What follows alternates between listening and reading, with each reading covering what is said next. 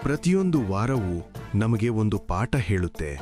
ಪ್ರತಿಯೊಂದು ದಿನವೂ ಒಬ್ಬ ದೇವರ ಗುಣವನ್ನು ನಮ್ಮೊಳಗೆ ಜಾಗೃತಗೊಳಿಸುತ್ತೆ. ಸೋಮವಾರ ಶಿವನ ದಿನ. ಮೌನ ಕಲಿಯಲು, ಕೋಪ ಕಡಿಮೆ ಮಾಡಿಕೊಳ್ಳಲು, ನಿನ್ನೊಳಗಿನ ಅಹಂಕಾರವನ್ನು ಕರಗಿಸಲು. ಮಂಗಳವಾರ ಹನುಮಂತನ ದಿನ.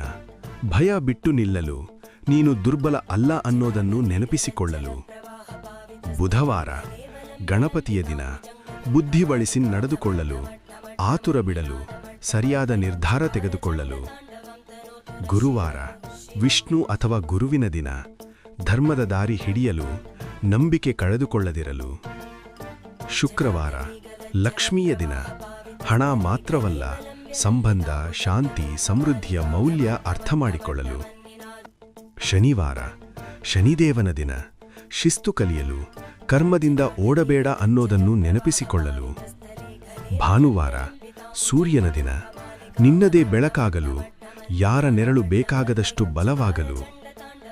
ಒಂದು ವಾರ 7 ಪಾಠಗಳು. ಅವು ಪಾಲಿಸಿದರೆ ಜೀವನವೇ ದೇವಾಲಯವಾಗುತ್ತದೆ. ದೇವರನ್ನು ಪೂಜಿಸು, ಆದರೆ ಅವರ ಗುಣಗಳನ್ನು ಬದುಕು.